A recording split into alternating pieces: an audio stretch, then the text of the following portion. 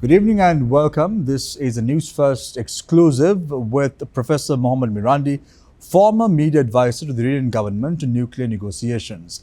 Let's start off asking you and welcoming you to Sri Lanka, Professor Mirandi. Nice to have you in the country.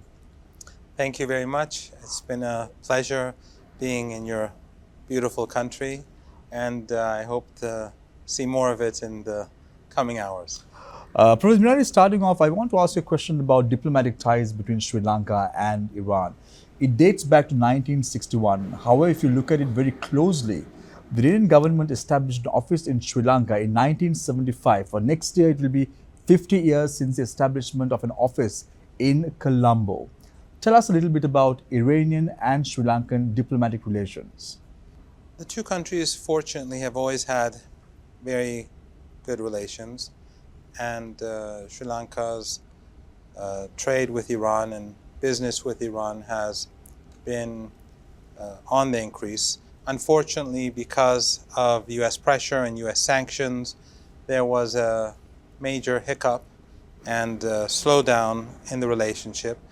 But more recently, things have been moving forward much more rapidly, and I think that as the global situation changes, the relationship between Iran and Sri Lanka will become increasingly important. You're here, Professor Mirandi, as part of a delegation with the Iranian president to inaugurate the Uma Oya project, which is one of the biggest projects in Sri Lanka when it comes to multifaceted projects. So I want to ask you, Professor Mirandi, what prompted Iran to invest so much of money in Sri Lanka in the year 2008, just prior to ending a brutal war?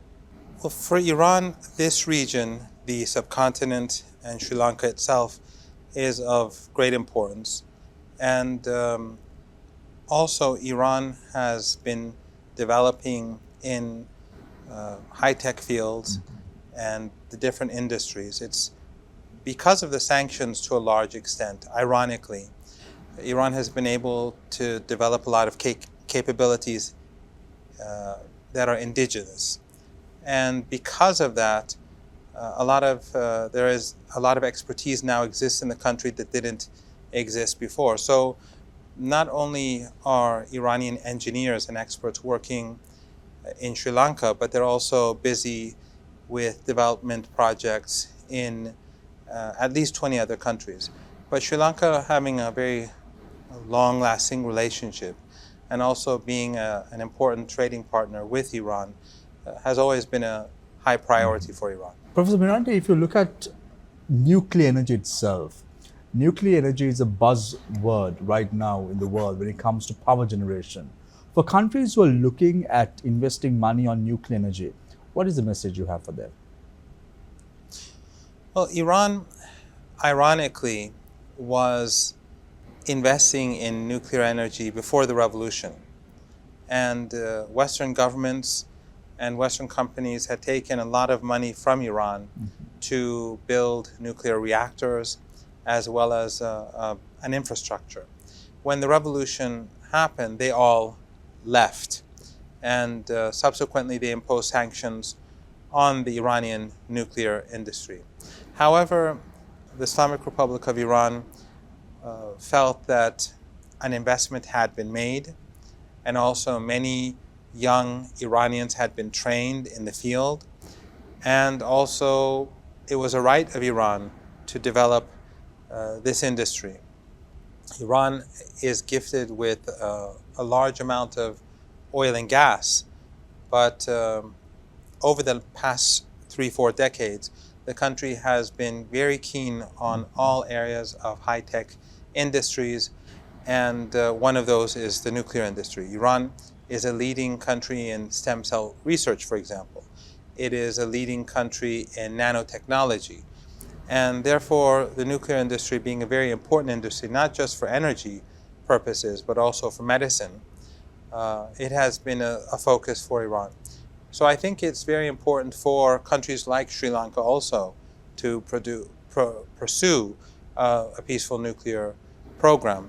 The Americans and the Europeans have used Iran's nuclear program really as an excuse to hold back the country, because they never really forgave Iran for becoming independent after the revolution. Iran's real sin is not its peaceful nuclear program, but rather its foreign policy, its independence, and in particular its stance on Palestine and, back in the day, apartheid South Africa. So, Professor Mirand, if you look at the recent years, one of the most significant years for Iran was the nuclear deal that was reached in 2015. And in 2018, when the Trump administration took over, they reversed their decision to foster and build peace with Iran. However, now in 2023, the Joe Biden administration is looking once again to restart negotiations. However, both parties have not been able to come to a complete understanding. Why is that? I think both sides do understand what needs to be done. The problem is that in 2015, when the nuclear negotiations took place in Vienna, and I was a part of the nuclear negotiations team back then as well. I was helping with media just as I was more recently. The Iranians were very sincere at the negotiating table. They gave significant concessions to resolve the situation. But after signing the deal under Obama, the United States literally began violating the deal from day one, despite the fact that the Iranians were But the reversal really happened in 2018 after the Trump administration took over and said that Iran was not sticking by its pledges and promises. Well, still, under Obama, the United States began to progressively violate the deal. Increasingly, it was becoming clear that they had no real attempt to fully implement the deal.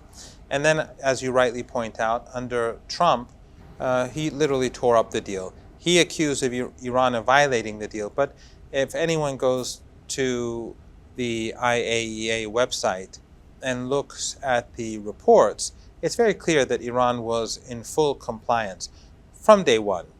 From the day in which Iran signed the deal in 2015 till Trump left the deal and even beyond, Iran was in full compliance. Biden, when he was campaigning to become president, he promised to go back to the deal. And many Americans in think tanks and close to the Democratic Party and close to Biden himself were saying, and some said to me personally, that as soon as Biden becomes president, he will reverse the presidential... But that happened in 2023. He said that he wanted to negotiate with Iran on its terms with regard to the nuclear deal that was achieved in 2015, but there has not been any positive response from the Iranian government yet on the deal itself, isn't it, Professor Mirand? Well, actually, it was the opposite. As I was saying, the many Americans that were close to Biden and continue to be close to him were saying that Biden will reverse the presidential decrees of Trump on day one. And if you recall, on day one of Trump's presidency, he did reverse a number of Biden's presidency. He did reverse a number of presidential decrees of Trump, but he didn't negate any of Trump's decrees when it came to Iran. So Biden continued to implement the maximum pressure sanctions despite promising to go back to the deal. And then we did have negotiations with the United States to re-implement the deal. There had to be new negotiations because Iran had suffered a lot economically because of U.S. violations, and also because the United States left, Iran advanced its peaceful nuclear program. So there was a new situation. They did negotiate extensively, but literally as they had almost reached a deal, the United States backed off, and we reached the midterm elections in the United States, and their priority had changed. Yeah. So getting back into the United States politics itself, Professor Mirand, because that's something concerning the Iranian government constantly. This year, there's going to be a presidential election. Do you think that in the event there is a change in political dynamics in the United States, things would fall from bad to worse or from the frying pan into the fire? No, I don't think so. I think that the United States has changed a great deal. The problems that the United States face are much more challenging than they were in the past. Tensions with China are on the rise. The United States is focusing increasingly on East Asia and therefore cutting resources when dealing with countries like Iran. There's a major war going on in Ukraine that is taking up a lot of American resources. We just saw recently again that the Senate has approved over $60 billion of U.S. taxpayer money going to Ukraine. And also you have sharp internal differences and a major divide inside the United States today that didn't exist to this degree in past years. The last 6-7 years in the United States has made it more difficult at home. So I think that whether it is Trump or whether it is Biden, who continues to impose maximum pressure sanctions against Iran, it's difficult to envisage the relationship between Iran and the United States getting much worse than it is now. Professor Mirand, you are coming to Sri Lanka at a very decisive juncture. Why? Because you had the Chinese Communist Party visiting Sri Lanka recently, and they are in the country at this very moment that we are talking. Then we have a U.S. naval guard training with the Sri Lankan Navy in the coast of the country. Then you have the Indian government having its footprint in Sri Lanka in terms of the Hanuman temple. And then the Iranian government comes into Sri Lanka as well, and this puts Sri Lanka in a very precarious situation when it comes to the geopolitical situation. How do you view this? Is Sri Lanka a friend of the world, or is Iran a friend of the world? Well, I think both are friends of the world, and both are definitely friends of the global South, and both are a part of the global South. For Iran, it doesn't matter if Sri Lanka has excellent trade relations and business relations with the United States or with any other country. For Iran, what is important is the bilateral relationship. Until now, Iran has never tried to force countries to stay away from the United States. Our neighboring countries like Iraq, for example, which we have extensive trade relations, they also have a very strong relationship with the United States, and Iran has never tried to destroy that. The problem is that the United States tries to force countries to choose between the United States and other countries. And as you know, the United States has sanctioned Iran, it has sanctioned Russia, it has sanctioned many Chinese companies. It puts pressure on countries not to do trade or investment with China. That is a policy that Iranians find unacceptable, and Iran believes that countries should have the right to choose their trading partners. And for Iran, whether the United States is a key trading partner of Sri Lanka or not, it doesn't make a difference. Professor Mirand, right now, if you look at the world, we are in a very precarious situation. When you take a look at the relations between Israel and Iran, and from a country that you are coming from, Tehran, for an example, Professor, do you see an inevitable slide in a multi-front war in the Middle East? Iran does not want to see a regional war because obviously that will bring about great harm to the world. Much of the world's oil and gas, among other resources, come from West Asia and the Persian Gulf in particular. So any major war would bring about an economic collapse across the world, and that would be catastrophic for billions of people. But what Iran is saying is that the United States and the Israelis and Western countries have to end the genocide. And unfortunately, the genocide continues as we speak. The United States and the Europeans have facilitated the atrocities of the Israeli regime. The Palestinians in Gaza and the West Bank and across the Palestinian region, they have been facing apartheid, ethnic cleansing, and periodical massacres from the Israeli regime. Right, but Professor Mirand, if you look at the Iranian support, the Iranian government supports the Houthi rebels in Yemen, where the Red Sea was disrupted for many, many months. Even now, as we speak, there's trouble in that region. Then the Iranian government supports Hamas, which is known as a terrorist organization in the eyes of the international community as well. In a situation like that, Professor Miranda, you are speaking about genocide, which is a very subjective word. What do you have to say about that?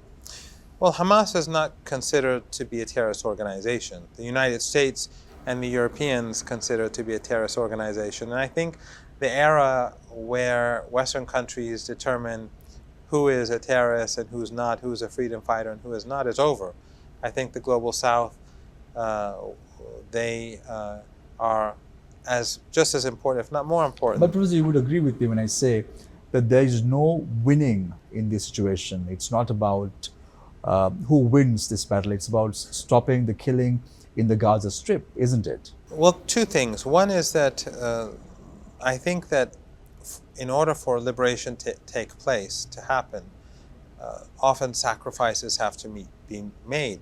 We're both from the Global South, and most of the world was basically controlled by the United Kingdom and other European countries. And the liberation of our lands all came about at a very high price. For those that were directly colonized, and for countries like Iran, which weren't colonized, but were semi-colonized, where they were controlled by Western powers. So independence, whether in Algeria, whether in Kenya, whether in Southern Africa, or Latin America, or the subcontinent, and your country, always comes at a price. The hegemon never volunteers to withdraw and to submit to the rule of the population. My question is, coming from a country that has seen war for nearly 30 years and looking at what's happening in the Gaza Strip, it's not about victory for a nation, is it? Is it about the pride of Iran? Is it the pride of Israel? Is it the pride of Palestine? Or is it the pride of the Yemeni government? It isn't about that, is it? It's about the lives of the innocent people. And that is what all nations must envisage to protect and ensure. Absolutely. But the problem is that the Israeli regime pursues an ideology of supremacism. They consider themselves, those who, within the framework of the Zionist ideology, they consider themselves to be a superior people. And they consider Palestinians, among others, to be less human. When the Israeli Prime Minister twice in a speech spoke about Amalek, making a biblical reference, he was basically implying that the Palestinian people, men, women, and child, have to be wiped out. When the Israeli regime says that we are going to cut off water and food and medicine from the whole of the Gaza Strip, that means they want to starve and kill children. When when the president of the Israeli regime says that there are no innocents in Gaza, he meant that the children are not innocent. And that is why the Israeli regime carries out bombings. But does the Iranian government believe that there needs to be a stop to what's happening in Gaza at this point of time? And you all may have to take a step back from the accelerator in supporting nations doing this. Yes, definitely. Iran is calling for an immediate ceasefire. Iran says that the Israeli regime has to withdraw from Gaza, that they have to allow Gaza to be rebuilt. And also, Yemen, I should point out, they are not blocking the Red Sea. Right now we have shipping passing through the Red Sea without any difficulty. What Yemen did was that they basically implemented the Genocide Convention. They said that as long as there's a genocide taking place in Gaza, we will not allow ships to travel to Israeli ports. And so all of this is being carried out in order to end the bloodshed. Iran's position is that the genocide in Gaza must end today, and that the subjugation of the Palestinian people must end today. To put it very simply, You keep on mentioning genocide, Professor Mirandi, but both of us are very well aware that this subject is now in the International Court of Criminal in Prague. So I'm not going to talk too much about it. But let me talk about what the tensions between Israel and Iran at this very moment of time. Now, both have been accusing each other with regard to missile attacks. You, coming on international media, said, show us the locations in which the targets have been meted out by the Iranian government, and then we can come into a conclusion whether Israel has been able to make sure that they navigate these missiles in question. My question to you now is, are you ready to show the locations of Iran after the Israeli missile attack which took place subsequently? Well, the Israeli regime never claimed that it carried out a missile attack. We haven't seen any substantial attack on Iran at all. So are you trying to say that there was no attack on Iranian soil by the Israeli government in the last couple of days? What we saw was 3 quadcopters that could not have come from beyond Iran's borders. They came from somewhere probably near the city of Isfahan. And the Iranian air defenses downed those quadcopters. So the Israeli regime hasn't taken responsibility, and there's no sign of any damage that the Israelis or the Americans can confirm. What I would like to point out here is that Iran's problem with Israel is not about who is to be more powerful in West Asia, or who is to be the hegemon in the region. Iran's problem with Israel is identical to Iran's problem with apartheid South Africa. After the revolution, Iran broke off ties with both South Africa and the Israeli regime because Iran considered both to be apartheid and racist states. And Iran in both cases supported the resistance. Iran supported the ANC and Nelson Mandela's party, and it also supported the military wing of the ANC and other resistance groups in South Africa. After apartheid collapsed, Iran restored ties, and now we have very good relations with South Africa. For Iran, what needs to happen in Palestine is that this supremacism, this hierarchical order that exists must come to an end, and Palestinians, Jews, Christians, Muslims must live as equal human beings on the land. At the end of the day, Professor Mirand, if you look at what's happening right now, it's very clear, very unfortunately, that it's about tit for tat. Israel's attack, the embassy of Iran in Syria. As a result of that, Iran fires a few missiles to Israel. Why this tit for tat? Are we not grown up enough to understand what's going on in the world? And then the Iranian government said that they did not want to respond subsequent to the attack in the Israeli territory, and that they would take a step back unless otherwise they are attacked again. Is this something that can be condoned? So you're exactly saying what the Iranians have been saying. This tit for tat is not really a two-sided issue, it's a one-sided issue. The Iranians did not initiate a conflict. In fact, the Israelis, before bombing the Iranian embassy, which is unprecedented in diplomatic history, where a country intentionally and knowingly bombs an embassy. There was one case in Yugoslavia where the Americans claimed that they made a mistake when they struck the Chinese embassy, but in this case they destroyed the Iranian embassy building with 6 missiles using an F-35. So there was no chance whatsoever that it was an accident. Before carrying this out, the Israeli regime had attacked Iranian officers many times in Syria, and they'd also carried out assassinations in Iran as well as cyber attacks. So this conflict, or this, let's say, military conflict, was only a one-sided conflict. It was only after many instances where the Israeli regime carried out attacks on Iranians, that the Iranians finally decided to respond, and that was after they actually destroyed Right. our embassy building. I've been in that building many times. It's very clear that it belonged to the Iranian embassy. It's a well-known building in Damascus. It's right alongside a main city. It's right alongside the embassy building itself, where the ambassador works in. So this was a major shock to ordinary Iranians. And So if Iran yeah. hadn't responded, I think there would be no doubt that the Israelis would go on to bomb other Iranian embassies. So are you trying to say, Professor Mirand, that the final say in this battle between Israel and Iran, which took place recently, the final say has been from Iran?